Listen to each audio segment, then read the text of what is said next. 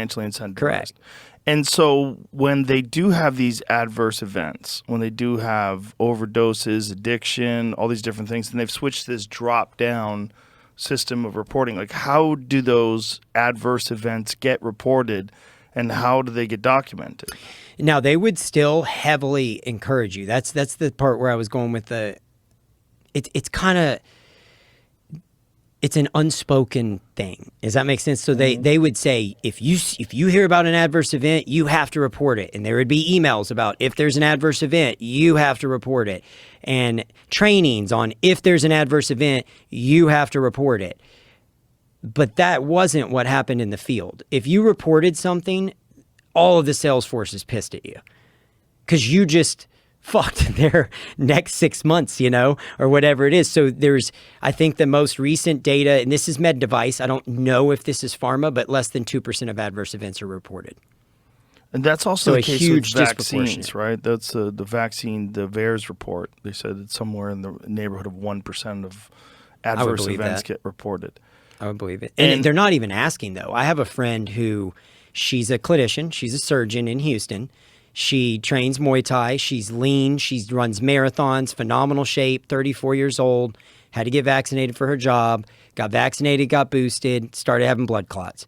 Now she's been in and out of the hospital, almost died. They had to do a blood transfusion. I mean, it's been a nightmare.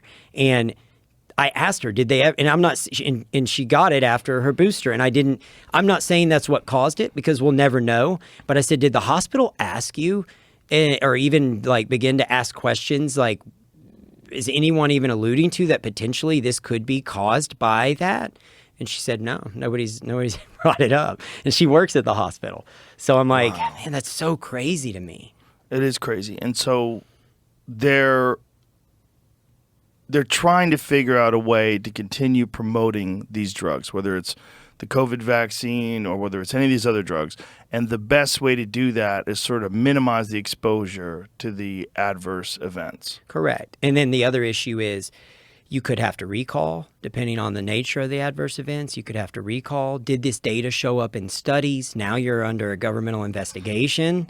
If the data was in the study and you swept it under the rug or hid it, which is what happened with Oxy, they know they were getting report after report. There were emails flying around in the first year of the drug launching that, hey, I think we have a problem here. Patients are showing addictive tendencies. And they literally hired a thought leader, the same guy who killed the woman that I was telling you about. They hired him as a speaker. And they taught him to educate clinicians on pseudo addiction. And oh my God. The message was, this patient's not addictive. They're not addicted to the drug. It looks like addiction. It's pseudo addiction. They're addicted to the relief the drug is providing them. Oh my God. So the answer is to up their dose.